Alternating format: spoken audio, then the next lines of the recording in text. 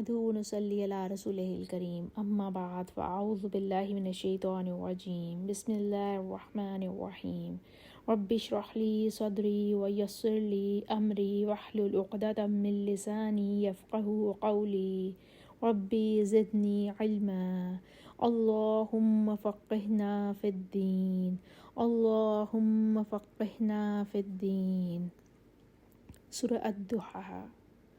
بسم اللہ الرحمن الرحیم والضحیٰ واللیل اذا سجی ما ودعک ربک وما قلی وللآخرۃ خیر لک من الأولی وَلَسَوْفَ يُعْطِيكَ رَبُّكَ فَتَرْضَىٰ أَلَمْ يَجِدْكَ يَتِيمًا فَآوَىٰ وَوَجَدَكَ ضَالًّا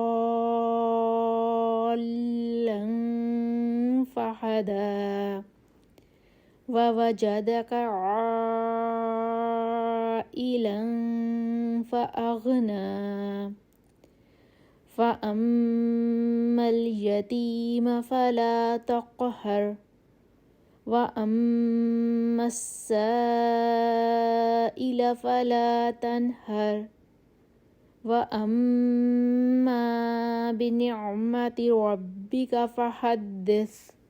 سورج کی روشنی کی قسم اور رات کی تاریکی کی جب چھا جائے، اے محمد صلی اللہ علیہ وسلم، تمہارے رب نے نہ تم کو چھوڑا ہے اور نہ تم سے ناراض ہوا ہے، اور آخرت تمہارے لیے پہلی حالت یعنی دنیا سے کہیں بہتر ہے، اور تمہیں رب عنقریب وہ کچھ عنایت فرمائے گا کہ تم خوش ہو جاؤ گے۔ بھلا اس نے تمہیں یتیم پا کر جگہ نہیں دی؟ بے شک دی، اور رستے سے ناواقف دیکھا تو سیدھا رستہ دکھایا، اور تنگ دست پایا تو غنی کر دیا۔ تو تم بھی یتیم پر ستم نہ کرنا، اور مانگنے والے کو جھڑکی نہ دینا، اور اپنے رب کی نعمتوں کا بیان کرتے رہنا۔ سورہ الضحیٰ بہت اہم صورت ہے۔ جب ڈپریشن ہو یا بہت زیادہ اداسی ہو تو اس وقت یہ صورت بہت زیادہ پڑھنی چاہیے، بلکہ اس کو یاد کر لینا چاہیے اور نماز میں اس کو پڑھنا چاہیے۔ نبی پاک صلی اللہ علیہ وسلم پر وحی آنے کا سلسلہ جب تھوڑے عرصے کے لیے ڈیلے ہوا تو آپ صلی اللہ علیہ وسلم پریشان رہتے تھے۔ کافروں نے کہنا شروع کر دیا کہ محمد کا رب اس سے ناراض ہو گیا ہے اور اس کو چھوڑ دیا ہے، تو اس پر یہ صورت نازل ہوئی۔ اس میں پہلے تو کافروں کی بات کی تردید کی ہے کہ نہیں، ایسی کوئی بات نہیں ہے، نبی پاک صلی اللہ علیہ وسلم کو اللہ سبحانہ وتعالیٰ نے چھوڑا نہیں ہے اور نہ ہی ناراض ہوئے ہیں۔ اور اس کے بعد پھر احسانات اللہ سبحانہ وتعالیٰ نے گنوائے ہیں، پھر نصیحتیں فرمائی ہیں۔ آپ صلی اللہ علیہ وسلم ابھی بطن مادر میں ہی میں تھے کہ والد کا انتقال ہو گیا۔ 6 برس کے ہوئے تو والدہ بھی فوت ہو گئیں۔ پہلے آپ صلی اللہ علیہ وسلم کے دادا عبد المطلب پرورش کرتے رہے، اور ان کے مرنے کے بعد آپ کے چچا ابو طالب جو تھے انہوں نے آپ کی کفالت کا ذمہ لیا، اور وہ آپ کو ہمیشہ مدد اور حمایت اور عزت اور حرمت کرتے رہے، یہاں تک کہ اللہ سبحانہ وتعالیٰ نے آپ کو پیغمبر بنا دیا۔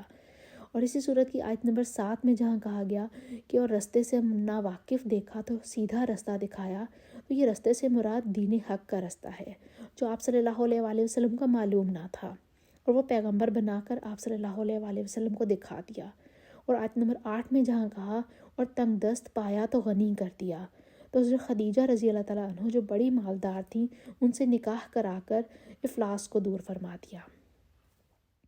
سورہ الم نشرح۔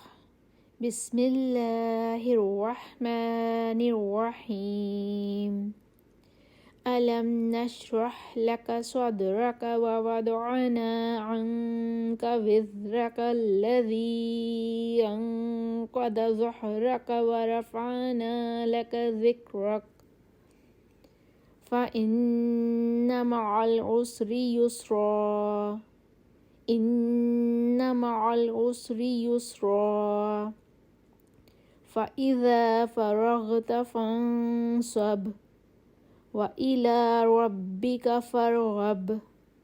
اے محمد صلی اللہ علیہ وسلم، کیا ہم نے تمہارا سینہ کھول نہیں دیا؟ بے شک کھول دیا، اور تم پر سے بوجھ بھی اتار دیا، جس نے تمہاری پیٹھ توڑ رکھی تھی اور تمہارا ذکر بلند کیا۔ فَإِنَّ مَعَ الْعُسْرِ يُسْرًا، إِنَّ مَعَ الْعُسْرِ يُسْرًا، ہاں ہاں مشکل کے ساتھ آسانی بھی ہے، اور بے شک مشکل کے ساتھ آسانی بھی ہے۔ تو جب فارغ ہوا کرو تو عبادت میں محنت کیا کرو اور اپنے رب کی طرف متوجہ ہو جایا کرو۔ سورہ 3۔ بسم اللہ الرحمن الرحیم۔ والتین والزیتون وطور سینین وہذا البلد الامین۔ لقد خلقنا الانسان فی احسن تقویم ثم رددناه اسفل سافلین إلا الذين آمنوا وعملوا الصالحات فلهم أجر غير ممنون۔ فما يكذبك بعد بالدين، أليس الله بأحكم الحاكمين۔ انجیر کی قسم، اور زیتون کی، اور طور سینین کی، اور اس امن والے شہر کی کہ ہم نے انسان کو بہت اچھی صورت میں پیدا کیا ہے، پھر رفتہ رفتہ اس کی حالت کو بدل کر پست سے پست کر دیا، مگر جو لوگ ایمان لائے اور نیک عمل کرتے رہے ان کے لیے بے انتہا اجر ہے۔ تو اے آدم ذات، پھر تو جزا کے دن کو کیوں جھٹلاتا ہے؟ کیا اللہ سب سے بڑا حاکم نہیں ہے؟ نبی پاک صلی اللہ علیہ وسلم پر جو وحی سب سے پہلے نازل ہوئی وہ اسی صورت کی یہ پہلی 5 آیتیں تھیں۔ یہ آیات غار حرا میں نازل ہوئیں، جہاں آپ صلی اللہ علیہ وسلم تشریف لے جا کر تنہائی میں عبادت کیا کرتے تھے۔ آپ فرماتے ہیں کہ جب فرشتے نے آ کر مجھ سے کہا کہ پڑھو تو میں نے کہا میں پڑھا ہوا نہیں ہوں، تو اس نے مجھے پکڑ کر دبایا یہاں تک کہ میں تھک گیا، پھر چھوڑ دیا اور کہا کہ پڑھو۔ میں نے کہا مجھے پڑھنا نہیں آتا، پھر دوبارہ مجھ کو دبوچا یہاں تک کہ میں تھک گیا، پھر چھوڑ دیا اور کہا کہ پڑھو۔ میں نے کہا میں پڑھنا نہیں جانتا، پھر تیسری بار دبایا یہاں تک کہ میں تھک کر چور ہو گیا، پھر چھوڑ دیا اور کہا اقرأ بسم ربک الذی خلق، اور یہ پہلی 5 آیتیں پڑھیں۔ اس کے بعد اب خوف کے سبب کانپتے کانپتے حضرت خدیجہ رضی اللہ تعالیٰ عنہ کے پاس آئے اور کہا کہ مجھے لحاف اڑا دو۔ جب خوف دور ہوا تو آپ صلی اللہ علیہ وسلم نے اپنا حال بیان فرمایا۔ خدیجہ رضی اللہ تعالیٰ عنہ نے آپ کو تسلی دی اور ورقہ بن نوفل اپنے چچا زاد بھائی کے پاس لے گئیں۔ یہ بوڑھے شخص تھے، دور جاہلیت میں عیسائی ہو گئے تھے۔ انہوں نے آپ سے یہ ماجرا سنا تو کہا کہ یہ وہی ناموس ہے جو عیسیٰ پر اترا تھا اور اللہ نے آپ کو پیغمبر کیا ہے، اور یہ بھی کہا کہ کاش میں جوان ہوتا اور جس وقت آپ کی قوم آپ کو وطن سے نکالتی اس وقت تک زندہ رہتا۔ آپ صلی اللہ علیہ وسلم نے پوچھا کیا وہ مجھ کو نکال دیں گے؟ اس نے کہا ہاں، جو شخص ایسی چیز لایا کرتا ہے جو آپ لائے ہیں لوگ اس کے دشمن ہو جایا کرتے ہیں۔ اگر میں اس وقت تک جیتا رہوں گا تو تمہاری بہت زیادہ مدد کروں گا، مگر اس کے تھوڑے ہی عرصے کے بعد وہ فوت ہو گئے۔ نبی پاک صلی اللہ علیہ وسلم پر جو وحی سب سے پہلے نازل ہوئی وہ اسی صورت کی یہ پہلی 5 آیتیں تھیں۔ یہ آیات غار حرا میں نازل ہوئیں، جہاں آپ صلی اللہ علیہ وسلم تشریف لے جا کر تنہائی میں عبادت کیا کرتے تھے۔ آپ فرماتے ہیں کہ جب فرشتے نے آ کر مجھ سے کہا کہ پڑھو تو میں نے کہا میں پڑھا ہوا نہیں ہوں، تو اس نے مجھے پکڑ کر دبایا یہاں تک کہ میں تھک گیا، پھر چھوڑ دیا اور کہا کہ پڑھو۔ میں نے کہا مجھے پڑھنا نہیں آتا، پھر دوبارہ مجھ کو دبوچا یہاں تک کہ میں تھک گیا، پھر چھوڑ دیا اور کہا کہ پڑھو۔ میں نے کہا میں پڑھنا نہیں جانتا، پھر تیسری بار دبایا یہاں تک کہ میں تھک کر چور ہو گیا، پھر چھوڑ دیا اور کہا اقرأ بسم ربک الذی خلق، اور یہ پہلی 5 آیتیں پڑھیں۔ اس کے بعد اب خوف کے سبب کانپتے کانپتے حضرت خدیجہ رضی اللہ تعالیٰ عنہ کے پاس آئے اور کہا کہ مجھے لحاف اڑا دو۔ جب خوف دور ہوا تو آپ صلی اللہ علیہ وسلم نے اپنا حال بیان فرمایا۔ خدیجہ رضی اللہ تعالیٰ عنہ نے آپ کو تسلی دی اور ورقہ بن نوفل اپنے چچا زاد بھائی کے پاس لے گئیں۔ یہ بوڑھے شخص تھے، دور جاہلیت میں عیسائی ہو گئے تھے۔ انہوں نے آپ سے یہ ماجرا سنا تو کہا کہ یہ وہی ناموس ہے جو عیسیٰ پر اترا تھا اور اللہ نے آپ کو پیغمبر کیا ہے، اور یہ بھی کہا کہ کاش میں جوان ہوتا اور جس وقت آپ کی قوم آپ کو وطن سے نکالتی اس وقت تک زندہ رہتا۔ آپ صلی اللہ علیہ وآلہ وسلم نے پوچھا کیا وہ مجھ کو نکال دیں گے؟ اس نے کہا ہاں، جو شخص ایسی چیز لایا کرتا ہے جو آپ لائے ہیں لوگ اس کے دشمن ہو جایا کرتے ہیں۔ اگر میں اس وقت تک جیتا رہوں گا تو تمہاری بہت زیادہ مدد کروں گا۔ مگر اس کے تھوڑے ہی عرصے کے بعد وہ فوت ہو گئے۔ اے محمد صلی اللہ علیہ وآلہ وسلم، اپنے رب کا نام لے کر پڑھو جس نے دنیا کو پیدا کیا، جس نے انسان کو خون کی پھٹکی سے بنایا۔ پڑھو، اور تمہارا رب بڑا کریم ہے جس نے قلم کے ذریعے سے علم سکھایا اور انسان کو وہ باتیں سکھائیں جس کا اس کو علم نہ تھا، مگر انسان سرکش ہو جاتا ہے جبکہ اپنے آپ کو غنی سمجھتا ہے۔ کچھ شک نہیں کہ اس کو تمہارے رب ہی کی طرف لوٹ کر جانا ہے۔ بھلا تم نے اس شخص کو دیکھا جو منع کرتا ہے، یعنی ایک بندے کو جب وہ نماز پڑھنے لگتا ہے؟ بھلا دیکھو تو اگر یہ راہ راست پر ہو یا پرہیزگاری کا حکم کرے تو منع کرنا کیسا؟ اور دیکھو تو اگر اس نے دین حق کو جھٹلایا اور اس سے منہ موڑا تو کیا ہوا؟ کیا اس کو معلوم نہیں کہ اللہ دیکھ رہا ہے؟ دیکھو اگر وہ باز نہ آئے گا تو ہم اس کی پیشانی کے بال پکڑ کر گھسیٹیں گے، یعنی اس جھوٹے خطا کار کی پیشانی کے بال۔ استغفر اللہ۔ تو وہ اپنے یاروں کی مجلس کو بلا لے، ہم بھی اپنے موکلان دوزخ کو بلائیں گے۔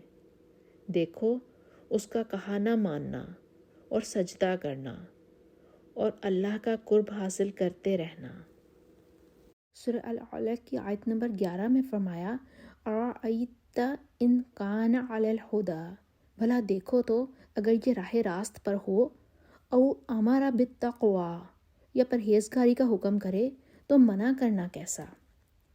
یہاں پر یہ معنی بھی ہو سکتے ہیں کہ اگر یہ منع کرنے والا شخص راہ راست پر ہوتا اور پرہیزگاری کی باتیں سکھاتا تو کیا اچھا ہوتا۔ مفسرین نے لکھا ہے کہ منع کرنے والے شخص سے مراد ابو جہل ہے، جو نماز پڑھتے وقت آپ صلی اللہ علیہ وآلہ وسلم کو دیکھتا تو چڑھاتا تھا۔ اللہ سبحانہ وتعالیٰ نے فرمایا کیا یہ نہیں جانتا کہ اللہ سبحانہ وتعالیٰ اس کے افعال کو دیکھ رہا ہے، اور اگر یہ ایسی گستاخیوں سے باز نہ آئے گا تو ہم اس کو گھسیٹ کر جہنم میں داخل کر دیں گے۔ کہتے ہیں کہ دنیا میں بھی اس کو یہ سزا ملی کہ بدر کی لڑائی میں مارا گیا اور گھسیٹ کر گڑھے میں ڈال دیا گیا۔ سورہ القدر۔ بسم اللہ الرحمن الرحیم۔ اِنَّا أَنزَلْنَاهُ فِي لَيْلَةِ الْقَدْرِ وَمَا أَدْرَاكَ مَا لَيْلَةُ الْقَدْرِ لَيْلَةُ الْقَدْرِ خَيْرٌ مِّنْ أَلْفِ شَهْرٍ تَنَزَّلُ الْمَلَائِكَةُ وَالرُّوحُ فِيهَا بِإِذْنِ رَبِّهِمْ مِنْ كُلِّ أَمْرٍ سَلَامٌ هِيَ حَتَّى مَطْلَعِ الْفَجْرِ۔ ہم نے اس قرآن کو شب قدر میں نازل کرنا شروع کیا، اور تمہیں کیا معلوم کہ شب قدر کیا ہے؟ شب قدر 1000 مہینے سے بہتر ہے۔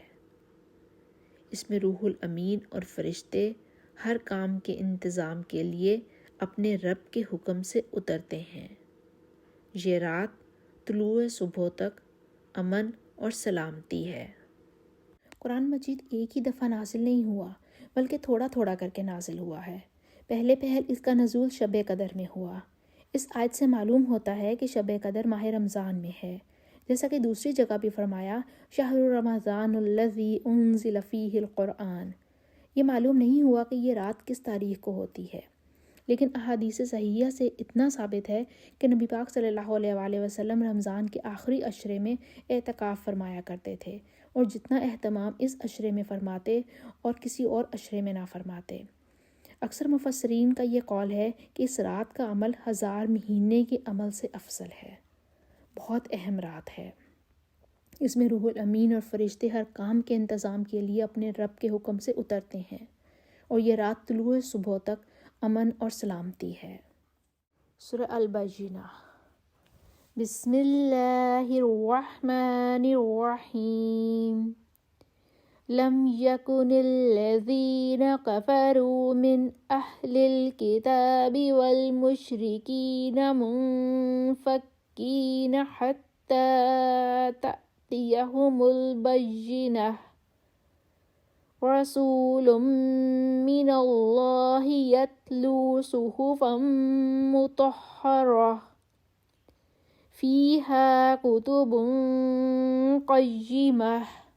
اہل کتاب میں سے جو کافر ہیں اور جو مشرک، وہ کفر سے باز رہنے والے نہ تھے جب تک کہ ان کے پاس کھلی دلیل نہ آتی، یعنی اللہ کے پیغمبر جو پاک اوراق پڑھتے ہیں جن میں مستحکم آیتیں لکھی ہوئی ہیں، اور اہل کتاب جو متفرق ہوئے تو واضح دلیل آنے کے بعد ہوئے، اور ان کو حکم تو یہی ہوا تھا کہ عمل کے اخلاص کے ساتھ اللہ کی عبادت کریں اور ایک سو ہو کر نماز پڑھیں اور زکوٰۃ دیں، اور یہی سچا دین ہے۔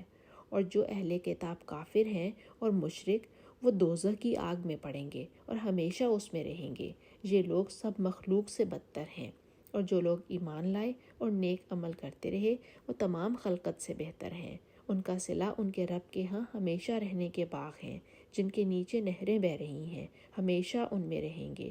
اللہ ان سے خوش اور وہ اس سے خوش۔ یہ صلہ اس کے لیے ہے جو اپنے رب سے ڈرتا ہے۔ سورہ الزلزال۔ بسم اللہ الرحمن الرحیم۔ اذا زلزلت الارض زلزالها واخرجت الارض اثقالها وقال الانسان ما لها يومئذ تحدث أخبارها بأن ربك أوحى لها يومئذ يصدر الناس أشتاتا ليروا أعمالهم فمن يعمل مثقال ذرة خيرا يره ومن يعمل مثقال ذرة شرا يره۔ جب زمین بھونچال سے ہلا دی جائے گی اور زمین اپنے اندر کے بوجھ نکال ڈالے گی، اور انسان کہے گا کہ اس کو کیا ہوا ہے، اس روز وہ اپنے حالات بیان کر دے گی، کیونکہ تمہارے رب نے اس کو حکم بھیجا ہوگا۔ اس دن لوگ گروہ گروہ ہو کر آئیں گے تاکہ ان کو ان کے اعمال دکھا دیے جائیں، تو جس نے ذرہ بھر نیکی کی ہوگی وہ اس کو دیکھ لے گا، اور جس نے ذرہ بھر برائی کی ہوگی وہ اسے دیکھ لے گا۔ سورہ العادیات۔ بسم اللہ الرحمن الرحیم۔ والعادیات ضبحا فالموریات قدحا فالمغیرات صبحا فأثرن به نقعا فوسطن به جمعا إن الإنسان لربه لكنود وإنه على ذلك لشهيد وإنه لحب الخير لشديد أفلا يعلم إذا بعثر ما في القبور وحصل ما في الصدور إن ربهم بهم يومئذ لخبير۔ ان سر پر دوڑنے والے گھوڑوں کی قسم جو ہانپ اٹھتے ہیں، پھر پتھروں پر نال مار کر آگ نکالتے ہیں، پھر صبح کو چھاپا مارتے ہیں، پھر اس میں گرد اٹھاتے ہیں، پھر اس وقت دشمن کی فوج میں جا گھستے ہیں کہ انسان اپنے رب کا احسان ناشناس اور ناشکرا ہے، اور وہ اس سے آگاہ بھی ہے۔ وہ تو مال سے سخت محبت کرنے والا ہے۔ کیا وہ اس وقت کو نہیں جانتا کہ جو مردے قبروں میں ہیں وہ باہر نکال لیے جائیں گے، اور جو بھید دلوں میں ہیں وہ ظاہر کر دیے جائیں گے؟ بے شک ان کا رب اس روز ان سے خوب واقف ہوگا۔ سورہ القاریہ۔ بسم اللہ الرحمن الرحیم۔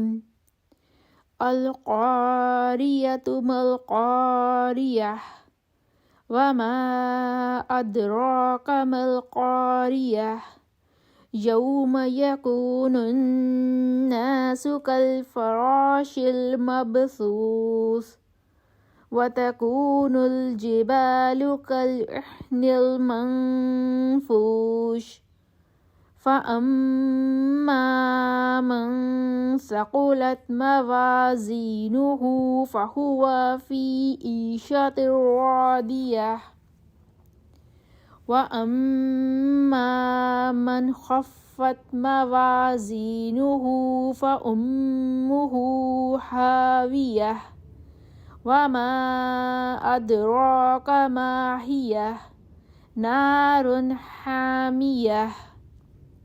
کھڑکھڑانے والی کیا ہے، اور تم کیا جانو کہ کھڑکھڑانے والی کیا ہے؟ وہ قیامت ہے، جس دن لوگ ایسے ہوں گے جیسے بکھرے ہوئے پتنگے، اور پہاڑ ایسے ہوں گے جیسے دھنکی ہوئی رنگین اون۔ تو جس کے اعمال کے وزن بھاری نکلیں گے وہ دل پسند عیش میں ہوگا، اور جس کے وزن ہلکے نکلیں گے اس کا ٹھکانہ حاویہ ہے۔ اور تم کیا سمجھے کہ حاویہ کیا چیز ہے؟ وہ دہکتی ہوئی آگ ہے۔ بسم اللہ الرحمن الرحیم۔ الہاکم التکاثر حتی زرتم المقابر کلا سوف تعلمون ثم کلا سوف تعلمون کلا لو تعلمون علم الیقین لترون الجحیم ثم لترونها عین الیقین ثم لتسألن یومئذ عن النعیم۔ لوگو، تم کو مال کی بہت سی طلب نے غافل کر دیا، یہاں تک کہ تم قبروں میں جا پہنچے۔ دیکھو تمہیں عنقریب معلوم ہو جائے گا، پھر دیکھو تمہیں عنقریب معلوم ہو جائے گا۔ دیکھو اگر تم جانتے یعنی علم الیقین رکھتے تو غفلت نہ کرتے۔ تم ضرور دوزخ کو دیکھو گے، پھر اس کو ایسا دیکھو گے کہ عین الیقین آ جائے گا، پھر اس روز تم سے نعمتوں کے بارے میں سوال کیا جائے گا۔ سورہ العصر۔ بسم اللہ الرحمن الرحیم۔ والعصر ان الانسان لفی خسر الا الذین آمنوا وعملوا الصالحات وتواصوا بالحق وتواصوا بالصبر۔ زمانے کی قسم کہ انسان نقصان میں ہے، مگر وہ لوگ جو ایمان لائے اور نیک عمل کرتے رہے، اور آپس میں حق بات کی تلقین اور صبر کی تاکید کرتے رہے۔ سورہ الہمزہ۔ بسم اللہ الرحمن الرحیم۔ ویل لکل ہمزۃ لمزۃ الذی جمع مالا وعددہ یحسب ان مالہ اخلدہ کلا لینبذن فی الحطمہ وما ادراک ما الحطمہ نار اللہ الموقدہ التي تطلع على الأفئدة إنها عليهم مؤصدة في عمد ممددة۔ ہر تان آمیز اشارتیں کرنے والے چغل خور کی خرابی ہے جو مال جمع کرتا اور اس کو گن گن کر رکھتا ہے اور خیال کرتا ہے کہ اس کا مال اس کی ہمیشہ کی زندگی کا موجب ہوگا۔ ہرگز نہیں، وہ ضرور حطامہ میں ڈالا جائے گا۔ اور تم کیا سمجھے کہ حطامہ کیا ہے؟ وہ اللہ کی بھڑکائی ہوئی آگ ہے جو دلوں پر جا لپٹے گی اور وہ اس میں بند کر دیے جائیں گے، یعنی آگ کے لمبے لمبے ستونوں میں۔ کہتے ہیں یمن کا ایک بادشاہ تھا، ابرہہ۔ وہ خانہ کعبہ میں لوگوں کو عبادت کرتا دیکھ کر بہت حسد کرتا تھا۔ اس نے کعبے کو بے رونق کرنے کی یہ تدبیر نکالی کہ ایک بت خانہ تعمیر کیا اور ایک عام حکم جاری کر دیا کہ سب لوگ وہاں پرستش کرنے کے لیے آئیں، مگر لوگوں نے توجہ نہ دی۔ ناچار اس نے خانہ کعبہ کو ڈھانے کا قصد کیا کہ نہ یہ رہے گا، نہ لوگ عبادت کے لیے وہاں جمع ہوں گے۔ لشکر لے جا کر چڑھائی کر دی، بہت سے ہاتھی بھی اس کے ساتھ تھے۔ جب یہ لوگ کعبے کے قریب پہنچے تو عبد المطلب نے ان سے جا کر کہا کہ یہ اللہ کا گھر ہے، اس پر کوئی شخص قدرت نہ پا سکے گا اور نہ اس کو ڈھا سکے گا۔ انہوں نے کہا کہ جنگ بھی یہی ہے، ہم اس کو ڈھا لیں گے، جب تک اس کو ڈھائیں گے نہیں یہاں سے ٹلنے کے نہیں۔ اللہ کی قدرت دیکھیں کہ پرندوں کے جھنڈ چونچوں اور پنجوں میں کنکر لیے ہوئے وہاں آ موجود ہوئے اور ان لوگوں پر کنکر برسانے شروع کر دیے۔ جس پر کنکر لگتا، کیا ہاتھی کیا سوار سب ہلاک ہو کر رہ جاتے۔ غرض تمام لشکر ہاتھیوں سمیت برباد ہو گیا اور اللہ نے خانہ کعبہ کو بچا لیا۔ اس سورہ الفیل میں اسی واقعے کا ذکر ہے۔ سورہ الفیل۔ بسم اللہ الرحمن الرحیم۔ أَلَمْ تَرَ كَيْفَ فَعَلَ رَبُّكَ بِأَصْحَابِ الْفِيلِ أَلَمْ يَجْعَلْ كَيْدَهُمْ فِي تَضْلِيلٍ وَأَرْسَلَ عَلَيْهِمْ طَيْرًا أَبَابِيلَ تَرْمِيهِمْ بِحِجَارَةٍ مِّن سِجِّيلٍ فَجَعَلَهُمْ كَعَصْفٍ مَّأْكُولٍ۔ کیا تم نے نہیں دیکھا کہ تمہارے رب نے ہاتھی والوں کے ساتھ کیا کیا؟ کیا ان کا داؤ غلط نہیں کیا؟ اور ان پر جھنڈ کے جھنڈ پرندے بھیجے جو ان پر کنکر کی پتھریاں پھینکتے تھے، تو ان کو ایسا کر دیا جیسے کھایا ہوا بھس۔ سورہ قریش۔ بسم اللہ الرحمن الرحیم۔ لِإِيلَافِ قُرَيْشٍ إِيلَافِهِمْ رِحْلَةَ الشِّتَاءِ وَالصَّيْفِ فَلْيَعْبُدُوا رَبَّ هَذَا الْبَيْتِ الَّذِي أَطْعَمَهُم مِّن جُوعٍ وَآمَنَهُم مِّن خوف۔ قریش کے مانوس کرنے کے سبب، یعنی ان کو جاڑے اور گرمی کے سفر سے مانوس کرنے کے سبب، لوگوں کو چاہیے کہ اس نعمت کے شکر میں اس گھر کے مالک کی عبادت کریں جس نے ان کو بھوک میں کھانا کھلایا اور خوف سے امن بخشا۔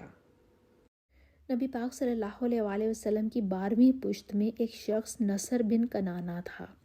اس کی اولاد قریش ہیں۔ یہ بیت اللہ کے خادم تھے اور لوگ ان کا بہت ادب اور احترام کرتے تھے۔ اس صورت میں اللہ سبحانہ وتعالیٰ قریش پر اپنا احسان جتاتا ہے کہ وہ جاڑے اور گرمی میں تجارت کے لیے سفر کرتے ہیں اور کوئی ان کو لوٹتا نہیں، چین سے کھاتے پیتے اور امن سے رہتے سہتے ہیں۔ تو ان کو چاہیے کہ توحید اختیار کریں اور بتوں کی پرستش کو چھوڑ کر اس گھر کے مالک یعنی اللہ سبحانہ وتعالیٰ کی عبادت کریں۔ بعض مفسرین نے لکھا ہے کہ یہ سورت پہلی سورت سورہ الفیل سے متعلق ہے اور ان کے نزدیک اس کے یہ معنی ہے کہ ہم نے جو مکے سے ہاتھیوں اور ہاتھی والوں کو روک کر ہلاک کیا تو اس لیے کہ قریش جاڑے اور گرمی کے سفر سے مانوس ہو کر اپنے شہر میں امن اور امان سے رہیں۔ سورہ الماعون۔ بسم اللہ الرحمن الرحیم۔ ارأیت الذی یکذب بالدین فذلک الذی یدع الیتیم ولا یحض علی طعام المسکین فویل للمصلین الذین هم عن صلاتهم ساہون الذین هم یراؤون وَيَمْنَعُونَ الْمَاعُونَ۔ بھلا تم نے اس شخص کو دیکھا ہے جو روزے جزا کو جھٹلاتا ہے؟ یہ وہی بدبخت ہے جو یتیم کو دھکے دیتا ہے اور فقیر کو کھانا کھلانے کے لیے لوگوں کو ترغیب نہیں دیتا۔ تو ایسے نمازیوں کی خرابی ہے جو نماز کی طرف سے غافل رہتے ہیں، جو ریاکاری کرتے ہیں اور مانگنے پر برتنے کی چیز نہیں دیتے۔ سورہ الکوثر۔ بسم اللہ الرحمن الرحیم۔ اِنَّا أَعْطَيْنَاكَ الْكَوْثَرَ فَصَلِّ لِرَبِّكَ وَانْحَرْ إِنَّ شَانِئَكَ هُوَ الْأَبْتَرُ۔ اے محمد صلی اللہ علیہ وآلہ وسلم، ہم نے تم کو کوثر عطا فرمائی ہے، تو اپنے رب کے لیے نماز پڑھا کرو اور قربانی کیا کرو، کچھ شک نہیں کہ تمہارا دشمن ہی بے نام و نشان رہے گا۔ سورہ الکوثر کے بارے میں بہت سی احادیث آئی ہیں جن سے ثابت ہوتا ہے کہ کوثر جنت کی ایک نہر کا نام ہے جو نبی پاک صلی اللہ علیہ وآلہ وسلم کو عطا ہوئی ہے۔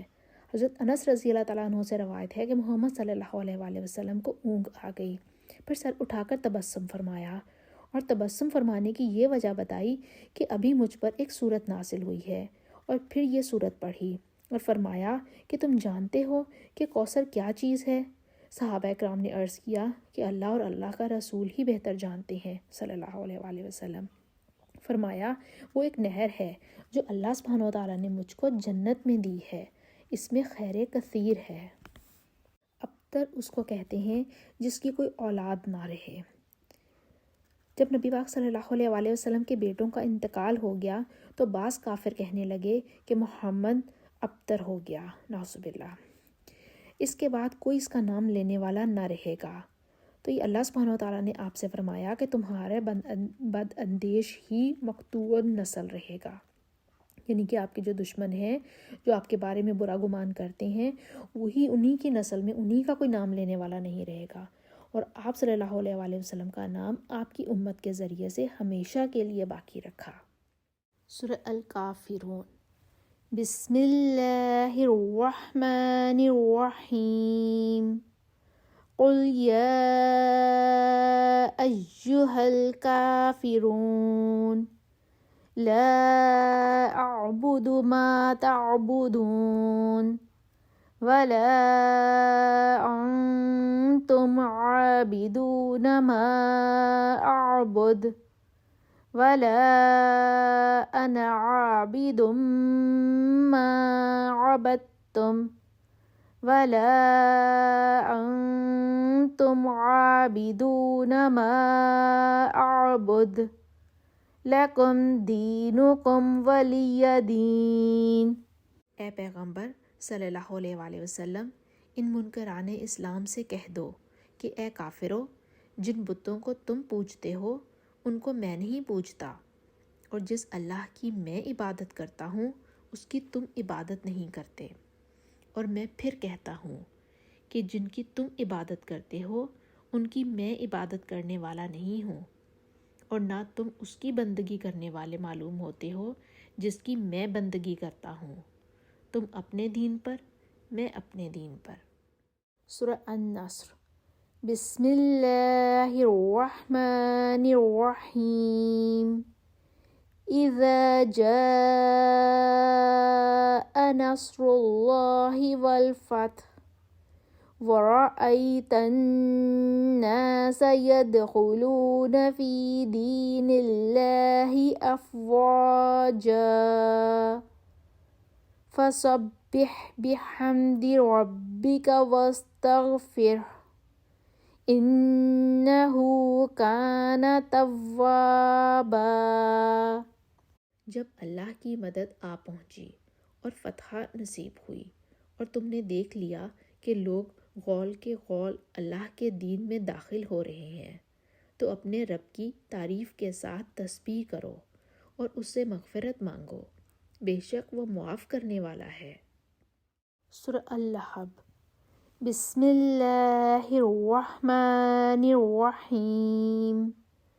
تبت یدا ابی لہب وتب ما اغنى عنہ مالہ وما کسب سیصلی نارا ذات لہب وامرأته حمالة الحطب فی جیدها حبل من مسد۔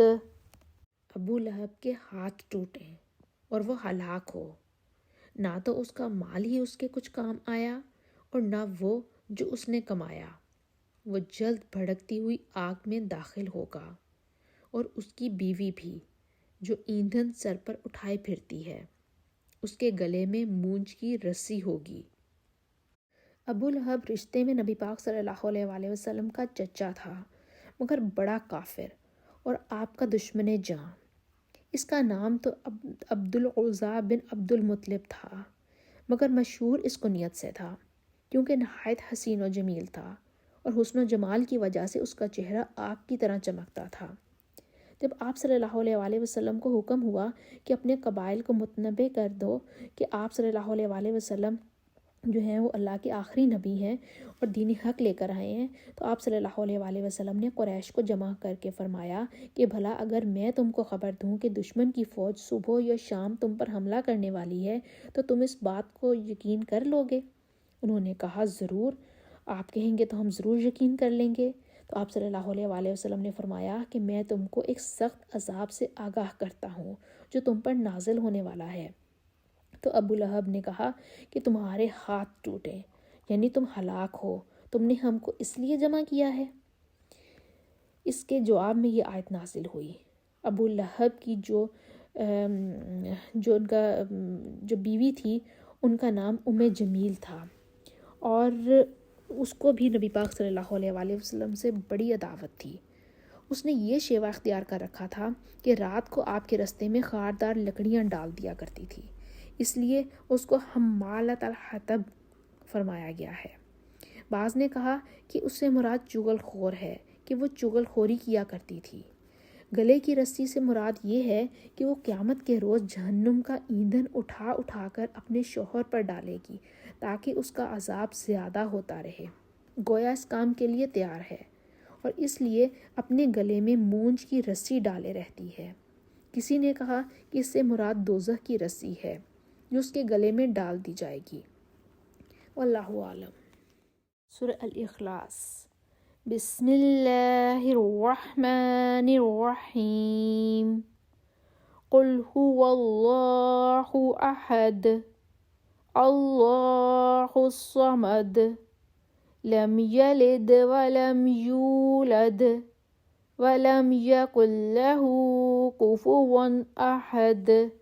کہو کہ وہ ذات پاک ایک ہے جس کا نام اللہ ہے، وہ معبود برحق بے نیاز ہے، نہ کسی کا باپ ہے اور نہ کسی کا بیٹا اور کوئی اس کا ہمسر نہیں۔ سورہ الفلق۔ بسم اللہ الرحمن الرحیم۔ قل اعوذ برب الفلق من شر ما خلق ومن شر غاسق اذا وقب ومن شر النفاثات النفاثات في العقد ومن شر حاسد اذا حسد۔ کہو کہ میں صبح کے مالک کی پناہ مانگتا ہوں ہر چیز کی برائی سے جو اس نے پیدا کی، اور تاریک شب کی برائی سے جب اس کا اندھیرا چھا جائے، اور گرہوں پر پڑھ پڑھ کر پھونکنے والیوں کی برائی سے، اور حسد کرنے والے کی برائی سے جب حسد کرنے لگے۔ سورہ الناس۔ بسم اللہ الرحمن الرحیم۔ قل اعوذ برب الناس ملک الناس الہ الناس من شر الوسواس الخناس الذي يوسوس في صدور الناس من الجنة والناس۔ کہو کہ میں لوگوں کے رب کی پناہ مانگتا ہوں، یعنی لوگوں کے حقیقی بادشاہ کی، لوگوں کے معبود برحق کی، شیطان وسوسہ ڈالنے والے کی برائی سے جو اللہ کا نام سن کر پیچھے ہٹ جاتا ہے، جو لوگوں کے دلوں میں وسوسے ڈالتا ہے، خواہ وہ جنات میں سے ہو یا انسانوں میں سے۔ دعائے ختم القرآن۔ اللہم آنس وحشتی فی قبری، اللہم ارحمنی بالقرآن العظیم واجعلہ لی اماما ونورا وہدی ورحمہ، اللہم ذکرنی منہ ما نسیت وعلمنی منہ ما جہلت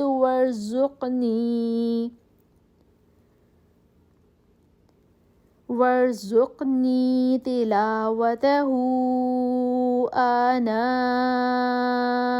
اللیل وآناء النہار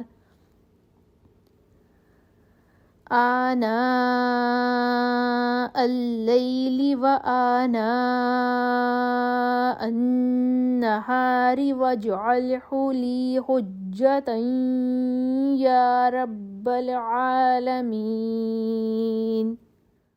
اے اللہ، میری قبر کی وحشت کو انسیت سے بدل دے، مجھ پر قرآن عظیم کی برکت کے سبب سے رحم کر، اور اس کو میرا امام اور نور اور ہدایت اور رحمت بنا۔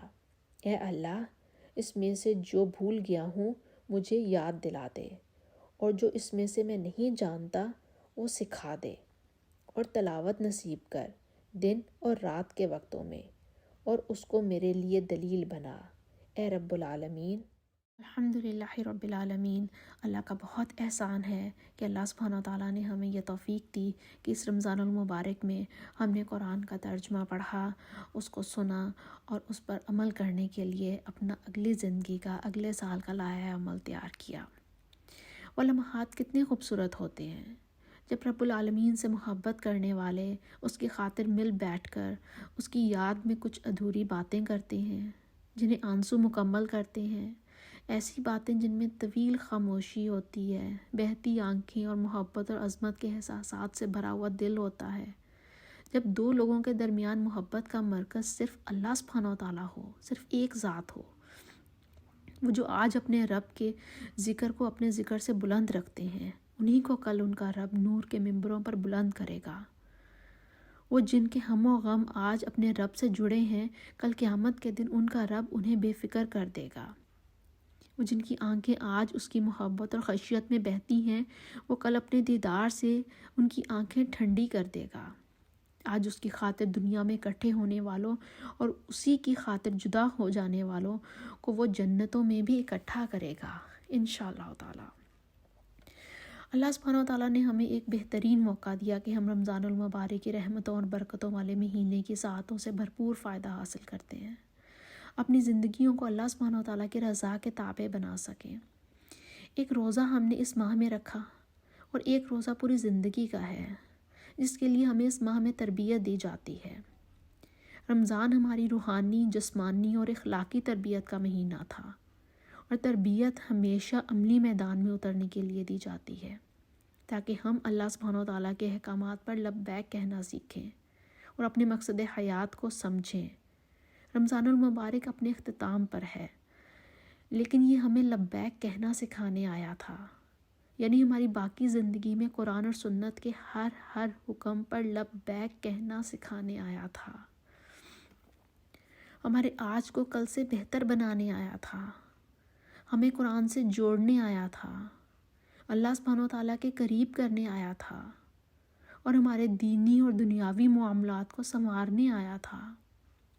رمضان المبارک کی تربیت کو الوداع نہیں کہنا، بلکہ لبیک کہنا ہے، اور اس کی تربیت کو بھولنا نہیں ہے، ہر لمحہ یاد رکھیے گا انشاءاللہ تعالی، تاکہ ہم اپنے رب کریم کی رحمتوں اور برکتوں اور مغفرتوں کے مستحق بن سکیں۔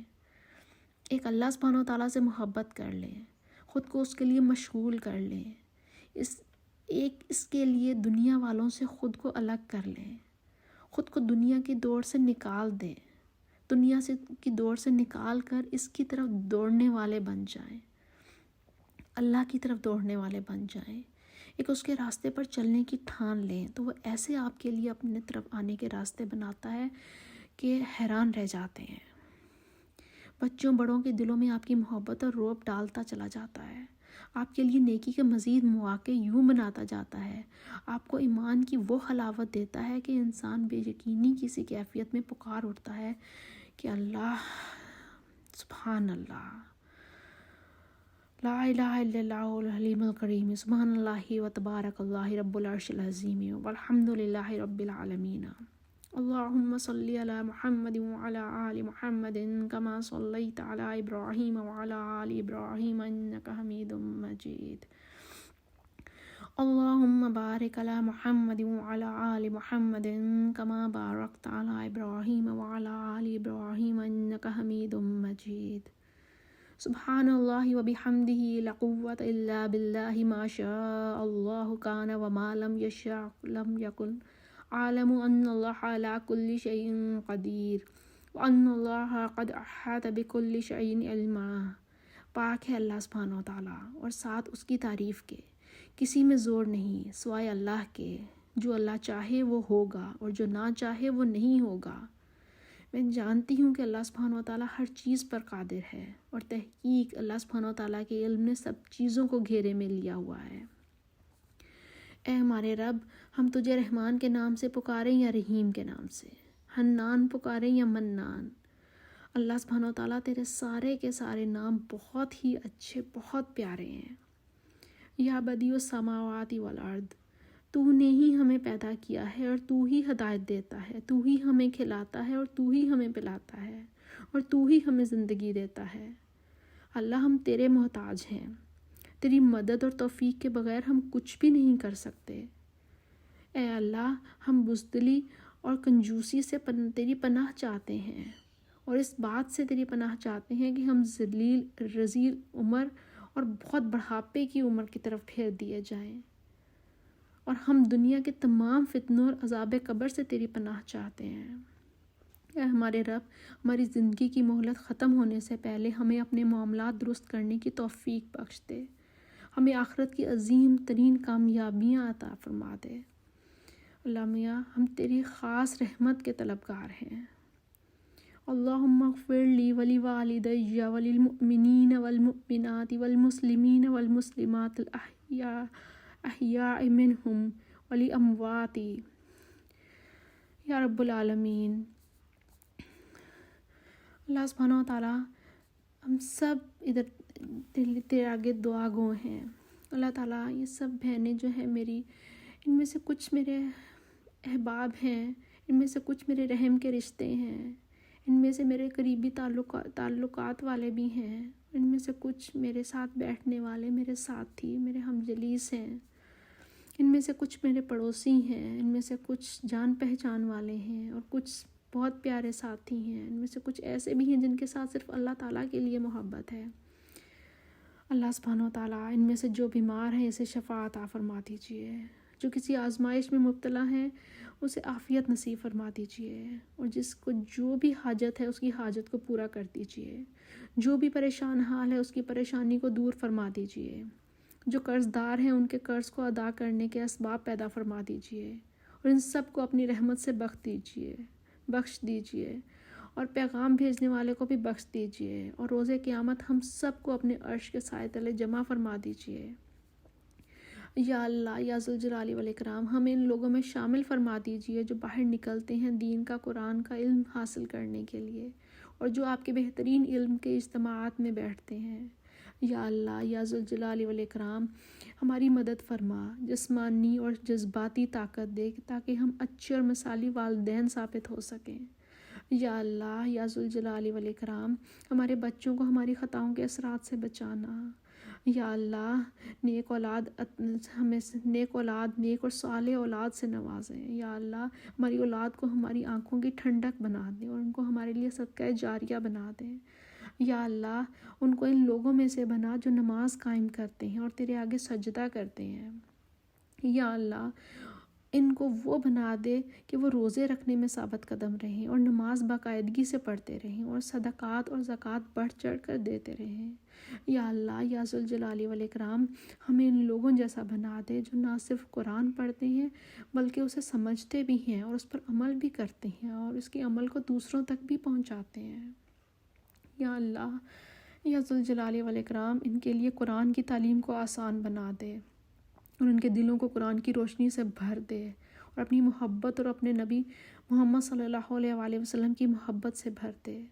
یا اللہ، یا ذوالجلال والاکرام، ہمیں ان میں سے بنا جو بہترین ہیں آداب، کردار، اخلاقی اقتدار میں، اور جو دوسروں کے ساتھ رحم دلی کے ساتھ برتاؤ کرتے ہیں، ہر کسی کے ساتھ محبت کرنے والا اور عاجز بنا دے۔ یا اللہ، یا ذوالجلال والاکرام، ہمیں ان لوگوں میں شامل فرما جو آپ کے گھر بار بار بلائے جاتے ہیں۔ یا اللہ، یا ذوالجلال والاکرام، ان کو تمام آزمائشوں، فتنوں اور فسادات سے بچا۔ ہماری اولادوں کو قرآن اور سنت کی مضبوطی سے پکڑنے والا بنا دے تاکہ وہ دین میں ہر بدعت، انحراف اور جدت سے دور رہیں۔ یا اللہ، یا ذوالجلال والاکرام، ہمارے بچے ہمیشہ اپنے بہن بھائیوں کے ساتھ محبت اور خوشی سے رہیں، کبھی ایک دوسرے سے لڑے جھگڑے نہیں، اختلافات نہ ہوں۔ یا اللہ، یا ذوالجلال والاکرام، بچوں کو نیک، صالح اور متقی بیویاں عطا فرما، ایمان اور محبت اور عزت کے ساتھ۔ یا اللہ، ہمارے بچوں کو برے رجحانات، بری صحبت، بری چیزوں سے، برے وقتوں اور برے حادثات سے بچا۔ یا اللہ، ہمارے بچوں کو تمام شیطانی، حرام کام اور آزمائشوں سے بچا، بیماریوں اور تباہیوں سے بچا۔ یا اللہ، ہمارے بچوں کو دین اور دنیا اور آخرت کی کامیابیاں نصیب فرما اور ہمیں صالح نسب عطا فرما قیامت تک۔ یا اللہ، ہمارے پورے نسب کو جنت الفردوس میں اکٹھا کرنا۔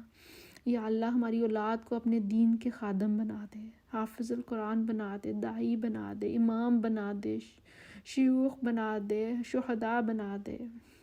یا اللہ، ان کو ہمارے جنت میں جانے کا وسیلہ بنا دے اور جہنم کی آگ سے بچاؤ کا ذریعہ بنا دے۔ یا اللہ، ہمیں جہنم کی آگ سے بچا لیں اور ہمیں جنت الفردوس میں داخل فرما دیں۔ یا اللہ، ہمیں ہر شیطانی آفتوں اور بلاؤں اور ہر شیطان اور جن اور ان سے حفاظت فرما۔ اے اللہ، یا رب العالمین، آپ سے دعا اور توکل ہے یہ رمضان المبارک ہم سب کے لیے باعث نجات اور رحمتوں اور برکتوں سے بھرپور بنا دے، ہمارے دل میں نور ڈال دے۔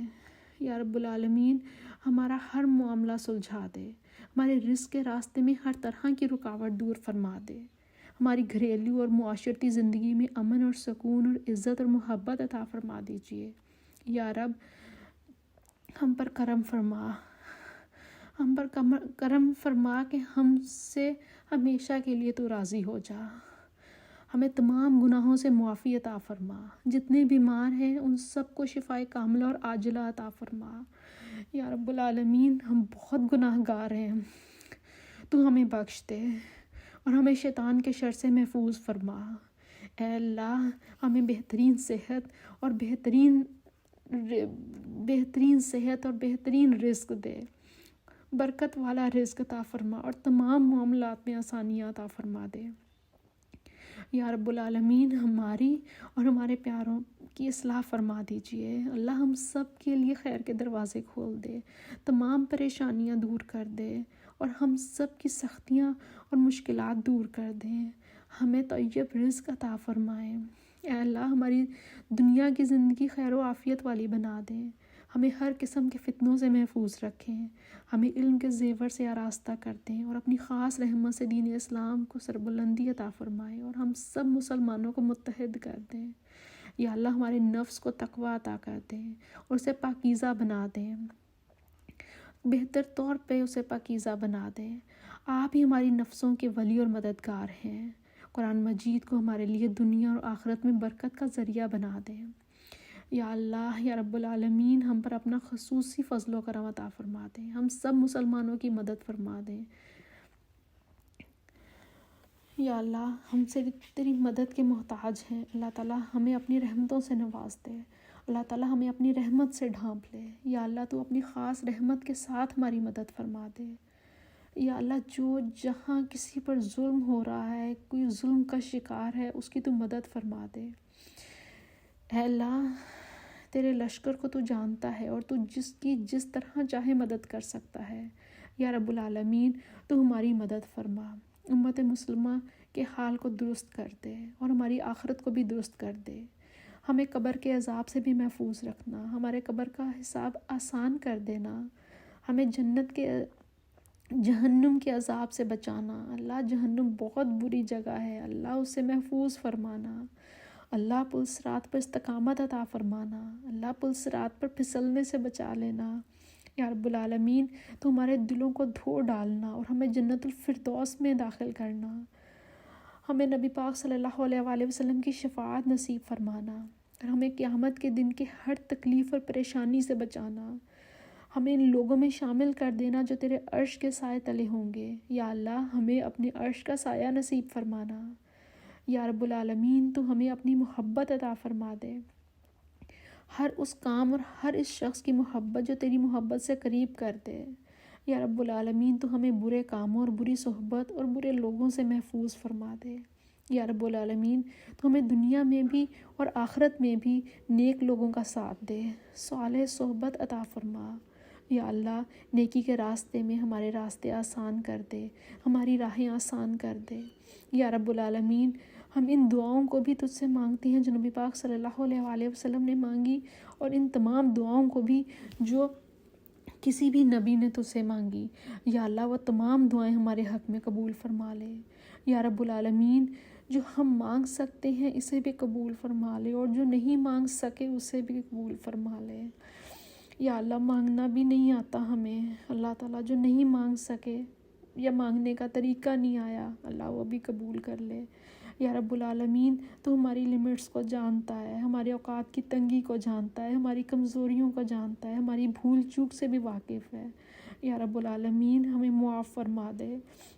یا رب العالمین جن جن لوگوں کی کوئی بھی مشکل ہے، کوئی پریشانی ہے، سب کی مشکلیں آسان فرما دے، ان کی پریشانیاں دور فرما دے، ان کی حاجات قبول کر لے۔